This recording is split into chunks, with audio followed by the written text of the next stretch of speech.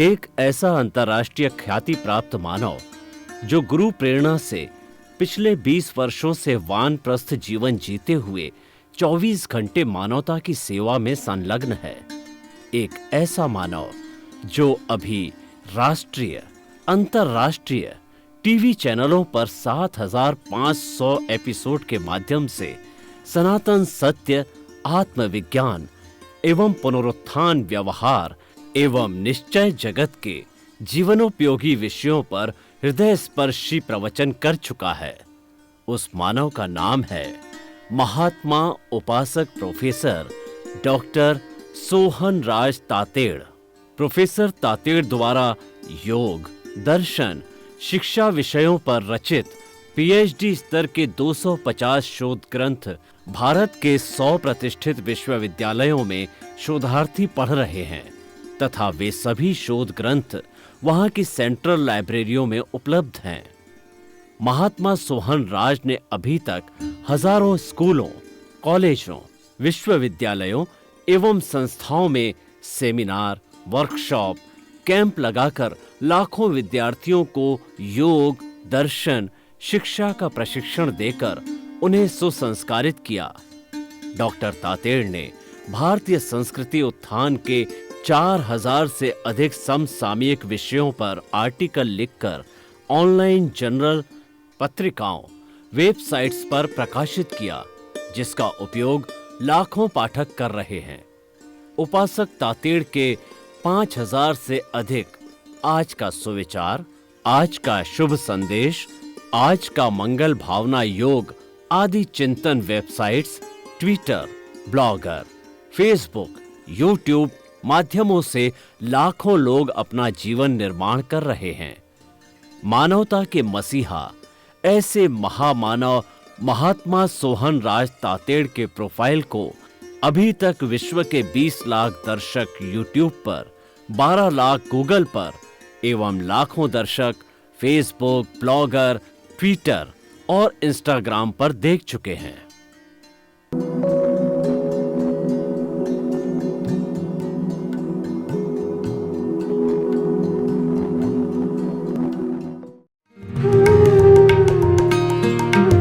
आइए, सुनिए, देखिए, समझिए सनातन सत्य। जैसी दृष्टि वैसी सृष्टि, दृष्टि विज्ञान। कुदरत, कुदरती रचना एवं कुदरत के कानून से शाश्वत सुख की प्राप्ति। जोधपुर के परम पूज्य महात्मा उपासक प्रोफेसर डॉक्टर सोहन राज तातेड़ के निर्देशन में सनातन सत्य। जैसी दृष्टि वैसी सृष्टि, दृष्टि विज्ञान।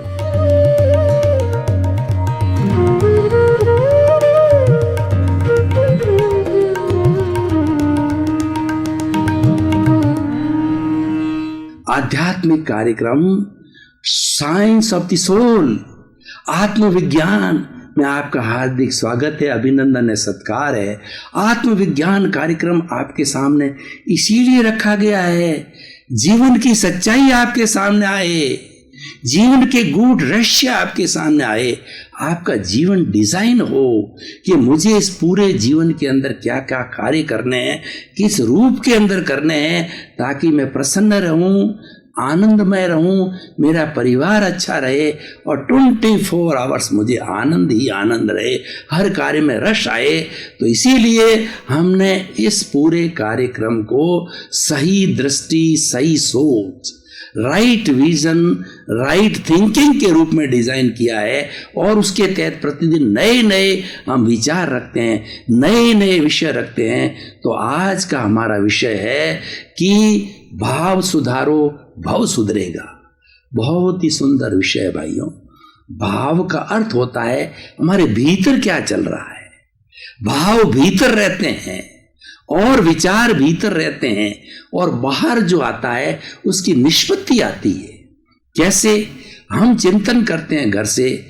मैंने चिंतन किया कि मुझे स्टूडियो जाना है, तो घर से चिंतन किया मैंने 4 बजे, इस 4 बज गए हैं, समय हो गया है, स्टूडियो जाना। ये चिंतन भीतर था उस बाहर की निष्पत्ति क्या थी? मैंने स्कूटर निकाला, स्कूटर चला करके निश्चित समय पर स्टूडियो आया और स्टूडियो के सभी सहपाठियों के साथ सभी मित्रों से सहयोग मिला और मैं वो ज्ञान आपको बांट रहा हूं। अगर मित्र सहयोग नहीं करते, चैनल 24 के सारे मित्रगण, तो ज्ञान आपके सामने कैसे आता? ये प्लानिंग भीतर होती है, निष्पत्ति बाहर आती है, ये समझने की बात होती है।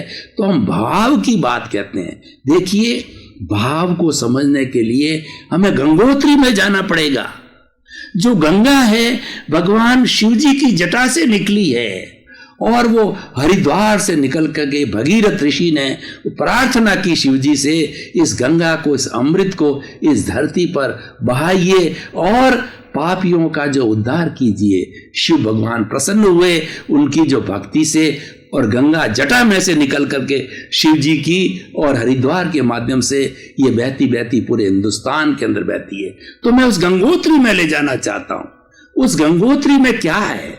उस गंगोत्री में एक तो हमारा प्रभु है, जैसा मैंने प्रारंभ में कहा, और एंड तक एक ही बात कहूंगा, जिस ईश्वर की मैं बात करता हूं वो भीतर बैठा वो ईश्वर है। इस बात को आप अच्छी तरह से जान लें कि मेरा हर एपिसोड उस ईश्वर के इर्द गिर्द घूमेगा।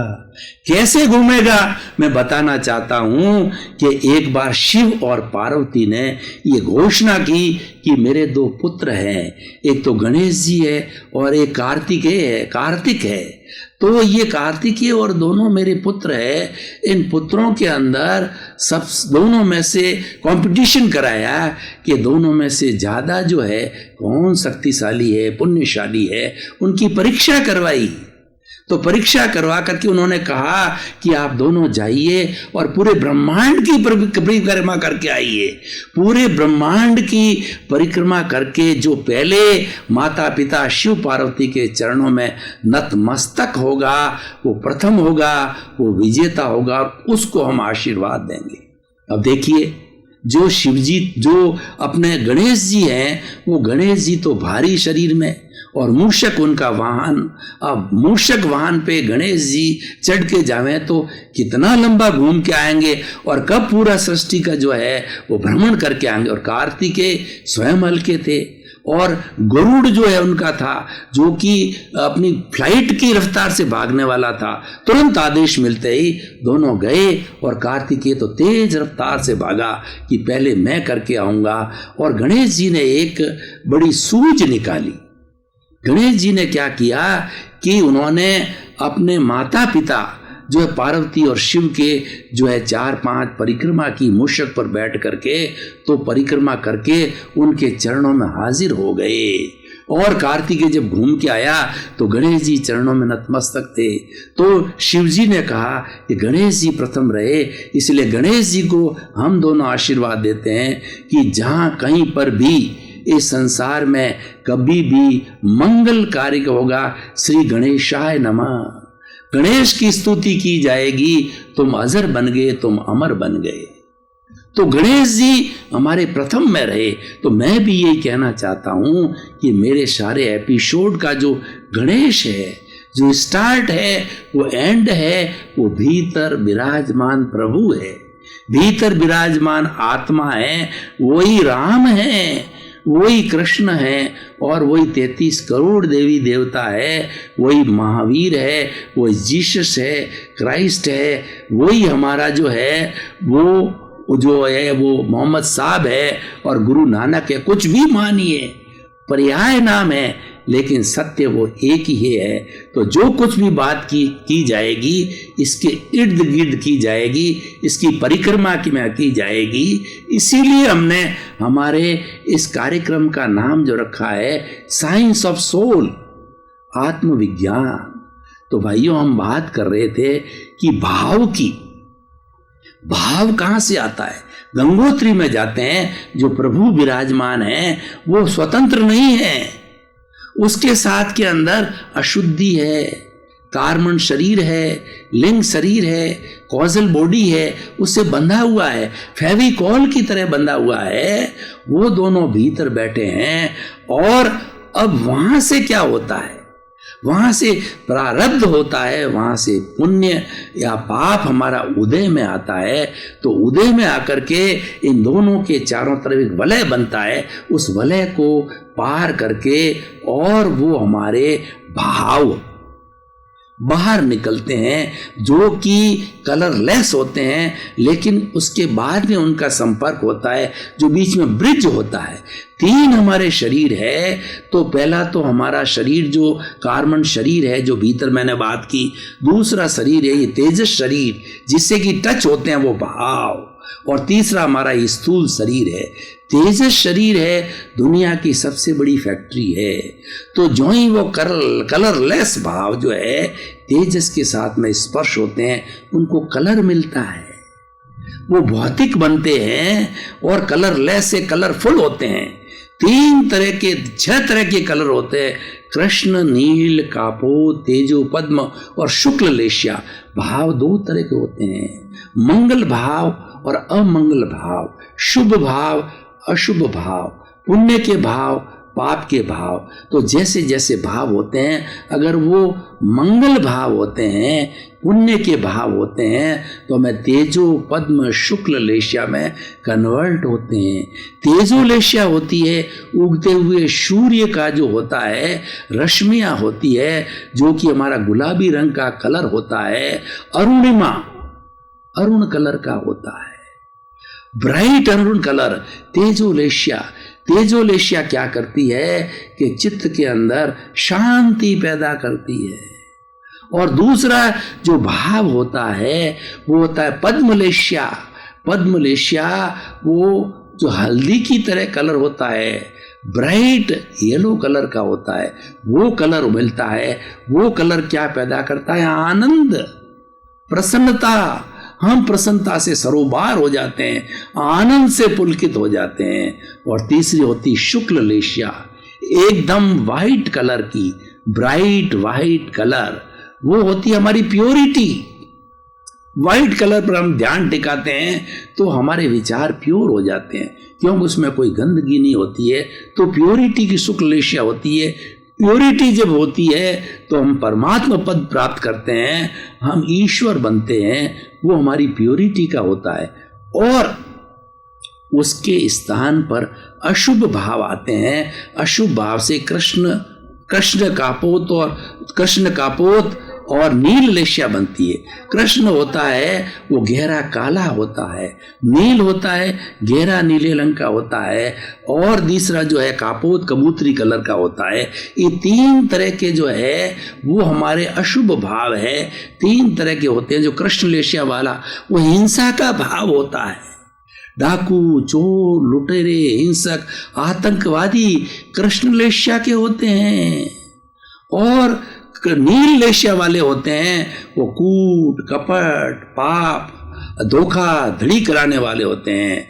और तीसरा कबूतरी लेशिया के होते हैं, वो जो होते हैं दूसरों के प्रति नेगेटिव थिंकिंग वाले होते हैं, वो घृणा करने वाले होते हैं, मनुष्य से मनुष्य की घृणा करते हैं, किसी के बुरा चिंतन करने वाले हैं। तो ये भाव जो है हमारे, उन्होंने कलर प्राप्त किया हमारे जो है वो तेजस शरीर से, और वहां से उनके साथ के अंदर तेजस शरीर, ये सारा हमारे भीतर है।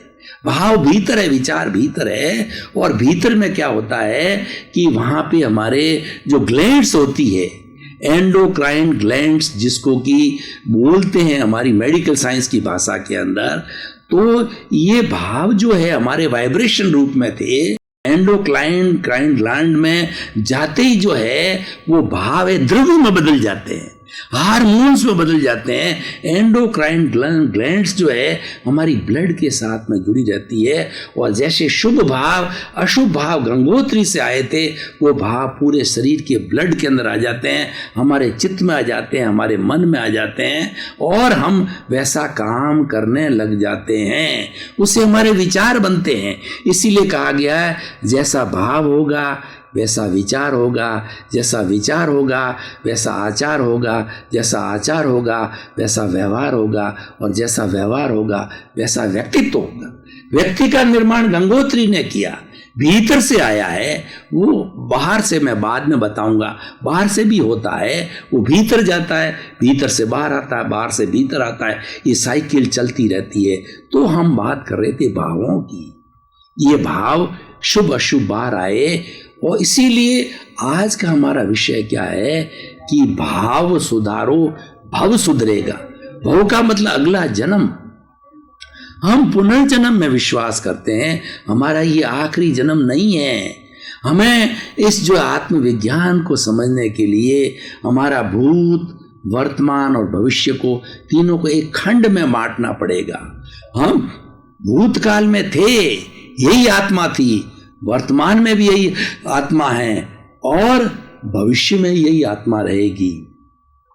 तो लेकिन ये कैसे डीड्स करती है, कैसा कार्य करती है, कैसे भाव करती है, उसी के अनुरूप भव का निर्माण होता है। तो इसीलिए हमें भाव कैसे करना चाहिए। देखिए, मैंने भूतकाल की बात की, तो भूत में हम साथ लेकर के आए हैं। जो कुछ हमारे कॉजेज हैं वो यह इफेक्ट रूप देंगे, और वो इफेक्ट रूप में हमारी जो मन वचन काया की बैटरियां हैं वो धीरे धीरे जो हम चार्ज करके लाए हैं, जीवन में वो डिस्चार्ज होगी 50-60 साल के अंदर। वो जो डिस्चार्ज होने पर जैसा सामने घटित हो रहा है, मान लीजिए हम अच्छा करके आए हैं, मान लीजिए हम बुरा करके आए हैं, अच्छे में तो अच्छे विचार रहेंगे ही और रहना ही चाहिए। लेकिन सवाल ये है कि अच्छाई के लिए ज़्यादा जो है वो बताने की जरूरत नहीं, व्यक्ति सीख जाता। जो व्यक्ति बुरा है, जो अवगुणी है, उसको गुण देने में, गुणों को देने में, अध्यात्म की बात बताने में हमें समय लगता है, प्रवचन लगता है। बुराई सिखाने में कोई समय नहीं लगता है। जो बुराई तो सीखा सिखाया व्यक्ति माँ के गर्भ से आता है। अच्छाई को समझने के लिए संस्कार दिए जाते हैं, अच्छे विचार दिए जाते हैं, उसको अच्छी खुराक दी जाती है, उसका अच्छा लालन पालन किया जाता है, विचारों की, सद्विचारों की खुराक होती है। तो हम बात कर रहे थे भावों की। देखिए, अगर हम पिछले जन्म से जो है हम बुरे विचार लेकर के आए हैं और वो परिणति हो गई है कि किसी व्यक्ति ने अपराध कर दिया, किसी व्यक्ति ने किसी के साथ में हिंसा कर दी, किसी पूर्व जन्म का बैर था उसको मार दिया।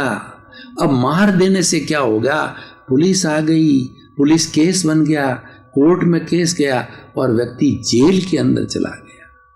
अब देखिए, नॉर्मल हमारी जो स्थिति है बहुत खराब स्थिति है। जेल के अंदर हमें घृणा होती है, जेल के अंदर हमारे सामने जो होता है हमें गुस्सा आता है, न्यायाधीश पे गुस्सा आता है, जेलर पे गुस्सा आता है, और जो हमारा सारा भाव जो है गंदा रहता है, नेगेटिव थॉट का होता है। कैदियों का तो यही रहेगा क्योंकि वो वातावरण ही वैसा है। लेकिन अगर हम भाव सुधारो भव सुधरेगा फॉर्मूले को जानने वाले हैं, हमने ज्ञान लिया हुआ है, हम आत्मज्ञान वाले हैं और हम कॉज लेके आए थे। कॉज लेके आने के कारण जो है हमारे हाथ से ये दुष्कृत हो गया, लेकिन हमने पश्चाताप चालू किया कि देखिए वो जो ही उसको सजा हो गई, जो ही उसने कर लिया, उसी क्षण से उसको प्रायश्चित होता है कि जिस आत्मा को उसने मारा है, जिस शरीर को मारा है, उसके प्रति पश्चाताप करता है कि मैंने बहुत बुरा कार्य कर लिया, मैं इसके अधीन नहीं था, मैं तो कर्म के अधीन था, ये व्यवस्थित शक्ति ने करवाया, क्योंकि मैं ये लेके आया था, मेरा पिछले इस व्यक्ति से जो अनबन चल रही थी उस कारण मेरा हाथ उठ गया, गोली उठ गई, चाकू उठ गया और मर गया। तो इसकी आत्मा के प्रति मैं मंगल भावना करता हूँ कि इसकी आत्मा शुद्धि को प्राप्त हो, उसे क्षमा याचना करता हूँ कि हे आत्मा, जो तुम गुजर गई हो, मुझे क्षमा करो, मैंने बहुत बुरा कार्य किया, तुम्हारे शरीर को मार दिया, पर तुम अजर हो, तुम अमर हो, मुझे क्षमा करो, क्षमा करो, क्षमा करो, मुझे शुद्ध करो। मैं हृदयपूर्वक घृणा करता हूँ, हृदयपूर्वक इसका प्रायश्चित करता हूँ। ऐसा करते करते वो आत्मा उसको क्षमा कर देती है। और जब व्यक्ति का आचरण चालू हो जाता है, मान लो उसको 5 साल की जेल हो गई, तो वह कैद के अंदर उसको ज्ञानी है, वो भाव सुधारो भव सुधरे में विश्वास करता है, शुभ भावों को करने लगता है, वो प्रायश्चित तो करता है, ईश्वर को याद करता है, मंत्र पढ़ता है, अच्छी पुस्तकों का स्वाध्याय करता है। वो जेलर को कहता है मुझे गीता मंगवा के दीजिए, मैं पढ़ना चाहता हूँ। ईश्वर की स्तुति करता है, ओम नमः शिवाय, ओम नमो भगवते वासुदेवाय, नवकार मंत्र का जाप करता है। नमो रेंताणंग, नमो शुद्धाणंग, नमो आर्याणंग, नमो उज्जाणंग, नमो लोए सब्ब सावणंग, ऐसो पंच नमोकारो सब्ब पाव पणासनो, मंगलाणंग च सब्बे सिंह पड़मंग हवई मंगलम। जो अच्छे अच्छे धार्मिक चीजें उसको कंठस्थ है, उसको याद करता है। तो जेलर समझता है, दूसरे कैदी समझता है कि देखो कितना भला इंसान है। और ये बेचारा कुछ न कुछ जो है लूज टेम्परामेंट के कारण इसका दिमाग अस्थिर हो गया, उसके कारण ये कार्य कर बैठा। व्यक्ति भला है। जब ये प्रतिक्रिया अपने सहपाठी जो है वो कैदियों के साथ होती है, जेलर के साथ होती है, जेलर उसके कार्यकलाप को देख करके रिकमेंड करता है कोर्ट को, इसने अपनी गलती का एहसास कर लिया है। उसकी 5 साल की जेल जो है वो 5 महीने या घट जाती है, घट करके वो शुद्धिकरण से वो बाहर आ जाता है। तो ये क्या हो गया कि जो हमारे सामने घटित हो जाता है, क्योंकि वो हमारे बस में नहीं है, हम करते नहीं हैं, ये हो जाता है। क्या आप गुस्सा करना चाहते हो? नहीं, ये हो जाता है। क्या आप अपनी पत्नी से लड़ाई झगड़ा टंटा करना चाहते हो, लेकिन पत्नी ने कोई, आप अगर थोड़ा सा किसी टेंशन में हो, पत्नी ने बोल दिया तो पत्नी को भी 2-4 बातें सुना दी। आप अपने बॉस को सुना देते हो, आप अपने नीचे वाले को, अगर आपका दिमाग थोड़ा शांत होता है, सुना। क्या आप करना चाहते हो? नहीं। करने के बाद हमको हर चीज का प्रायश्चित होता है। ये मैंने गलत कर दिया, मैंने बच्चे को डांट दिया, मैंने बच्चे को पीट दिया। भीतर एहसास होता है, प्रायश्चित होता है, पश्चाताप होता है, मेरे से गलती हो गई, ये करना नहीं चाहिए, पर ये हो जाता है। पूरे जीवन भर ये फिल्म जो है ये हो रही है। ये समझने की चीजें हमारे हाथ में नहीं है। हमारे हाथ में क्या है? देखिए, 2 चीजें होती है, एक पराधीन और एक स्वाधीन। ये जो शरीर हमको मिला है और जन्म से मृत्यु का टाइम फिक्स है, तो हम पराधीन है इसके अंदर। जो कुछ लेके आ रहे हैं फिल्म, वो फिल्म चलती रहेगी। हम स्वतंत्र किसमें हैं? इसके हमारे हाथ से अच्छा भी होगा, हमारे साथ में बुरा भी होगा। अगर हमारा पुण्य का उदय है, पुण्य का प्रारंभ है, हम दान देंगे, पुण्य देंगे, लोगों को ज्ञान देंगे, लोगों का परोपकार करेंगे, लोगों को अच्छी बातें बताएंगे, लोगों की सेवा करेंगे। और पाप का आ गया तो जो है हम हमारे पर गुस्सा करेंगे, परिवार के सदस्यों पर करेंगे, जो कुछ आएगा उसके साथ घृणा करेंगे, नेगेटिव थॉट्स आएंगे सारा। तो ये हम चाह नहीं रहे हैं, ये हो रहा है, हम कर नहीं रहे हैं। हम क्या कर सकते हैं? हम स्वतंत्र किसमें हैं? देखिए, बहुत बड़ी बात है। बरसात का सीजन है, किसान के पास 2 पोटलियां हैं। एक पोटली के अंदर जो है उसके बाजरा है, और दूसरी पोटली में उसकी मूंग है, जो खरीफ की फसल है। अब वो निर्णय नहीं कर पाता है कि मैं मूंग बोऊं या बाजरा बोऊं, दोनों लेके जाता है। यहां तक वो स्वतंत्र है, लेकिन जो ही उसने हल चलाया, उस वक्त उसके भाव कैसे होते हैं, विचार क्या होते हैं कि वो बाजरा डाल देता है। तो बाजरा डालने के बाद में बीज जब पड़ते हैं, हल चलता है, बरसात होती है, जलवायु मिलता है, और वो बाजरे की फसल लहला जाती है। उस वक्त के अंदर वो किसान ये सोचे कि नहीं, मेरे को मूंग मिलेंगे, तो मूंग कहाँ से मिलेंगे? तो आपने तो बाजरा बोया है। इसीलिए ये भाव है, आप इसमें स्वतंत्र हो।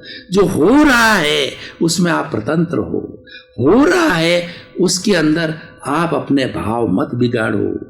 भाव बिगाड़ोगे तो भाव बिगड़ेगा, भाव बिगाड़ोगे तो भाव बिगड़ेगा। उसमें अपना दृष्टिकोण ये रखो, उसमें से आप अच्छी चीज निकालो। ये मैं कर नहीं रहा हूं, ये हो रहा है, मुझे इससे तटस्थ रहना है, इसके साथ जुड़ना नहीं है, इसके साथ राग द्वेष नहीं करना है। भाई और बहनों, आपका बहुत बहुत धन्यवाद। आप जो है ये साइंस ऑफ द सोल, आत्मविज्ञान को देखते रहिए। प्रतिदिन ऐसे ऐसे सूत्र मिलेंगे जो जीवन का कल्याण करने वाले हैं, जीवन को धन्य बनाने वाले हैं। तो आप हमारे साथ जुड़ते रहिए, रोज देखते रहिए। आपके विचारों में शुद्धता होगी, आपके आचरण में शुद्धता होगी, आपका जीवन सुखी बनेगा, शांत बनेगा, आनंदित बनेगा और लोगों को आप सुखी बनाओगे। आपके जीवन के प्रति मंगल भावना, शुभ काम का आपका जीवन मंगलमय हो और आप सिद्ध बुद्ध मुक्त बने, आपका कल्याण हो।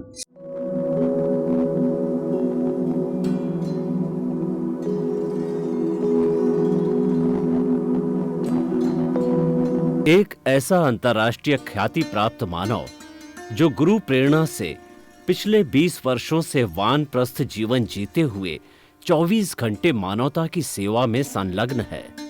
एक ऐसा मानव जो अभी राष्ट्रीय, अंतर्राष्ट्रीय टीवी चैनलों पर 7,500 एपिसोड के माध्यम से सनातन सत्य, आत्मविज्ञान एवं पुनरुत्थान, व्यवहार एवं निश्चय जगत के जीवनोपयोगी विषयों पर हृदय स्पर्शी प्रवचन कर चुका है। उस मानव का नाम है महात्मा उपासक प्रोफेसर डॉक्टर सोहन राज तातेड़। प्रोफेसर तातेड़ द्वारा योग, दर्शन, शिक्षा विषयों पर रचित पीएचडी स्तर के 250 शोध ग्रंथ भारत के 100 प्रतिष्ठित विश्वविद्यालयों में शोधार्थी पढ़ रहे हैं तथा वे सभी शोध ग्रंथ वहां की सेंट्रल लाइब्रेरियों में उपलब्ध हैं। महात्मा सोहन राज ने अभी तक हजारों स्कूलों, कॉलेजों, विश्वविद्यालयों एवं संस्थाओं में सेमिनार, वर्कशॉप, कैंप लगाकर लाखों विद्यार्थियों को योग, दर्शन, शिक्षा का प्रशिक्षण देकर उन्हें सुसंस्कारित किया। डॉक्टर तातेड़ ने भारतीय संस्कृति उत्थान के 4000 से अधिक समसामयिक विषयों पर आर्टिकल लिखकर ऑनलाइन जर्नल, पत्रिकाओं, वेबसाइट्स पर प्रकाशित किया, जिसका उपयोग लाखों पाठक कर रहे हैं। उपासक तातेड़ के 5000 से अधिक आज का सुविचार, आज का शुभ संदेश, आज का मंगल भावना योग आदि चिंतन websites, Twitter, blogger, Facebook, YouTube माध्यमों से लाखों लोग अपना जीवन निर्माण कर रहे हैं। मानवता के मसीहा ऐसे महामानव महात्मा सोहन राज तातेड़ के प्रोफाइल को अभी तक विश्व के 20 लाख दर्शक यूट्यूब पर, 12 लाख गूगल पर एवं लाखों दर्शक फेसबुक, ब्लॉगर, ट्विटर और इंस्टाग्राम पर देख चुके हैं।